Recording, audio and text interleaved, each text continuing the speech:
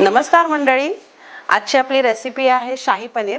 आपण टोपात पाणी घेतलंय, पाणी उकळलं ना की त्यामध्ये आपण 2 बारीक चिरलेले कांदे टाकायचे आहेत, मिरची, आलं लसूण आणि जिरं, काजू आणि मगज बी 10 ते 15 मिनिटं पाण्यात भिजत घालायचे आहे। आता तीही याच्यात टाकून घेऊया। आता हे उकळून छान झालेलं आहे 5 ते 7 मिनिटं। आपण ह्याला आता गाळून थंड करून मिक्सर मध्ये बारीक करून घेऊया। आपली कढई तापली आहे, त्यामध्ये आपण आता 2 पळी तेल घालूया।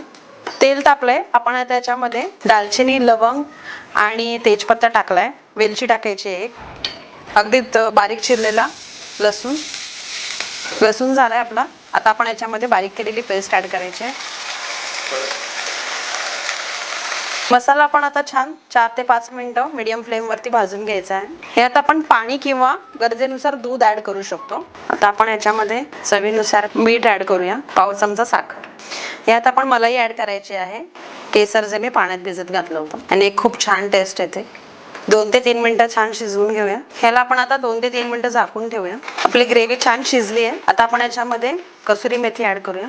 मलाई पनीर घेतलं आहे मी 200 ग्राम, क्यूब्स मध्ये कट करून आपण आता ऍड करून घेऊया। आता आपण याला छान एकत्र करून घेऊया आणि एक 2 ते 3 मिनिटं हार्डली याला शिजवून घेऊया। रेडी आहे आपला शाही पनीर। त्याला आपण कोळशाचा पण फ्लेम देऊ शकतो, ऑप्शनल आहे। जर तुम्हाला ही व्हिडिओ आवडली असेल तर प्लीज चॅनलला लाईक, शेअर आणि सबस्क्राईब करा।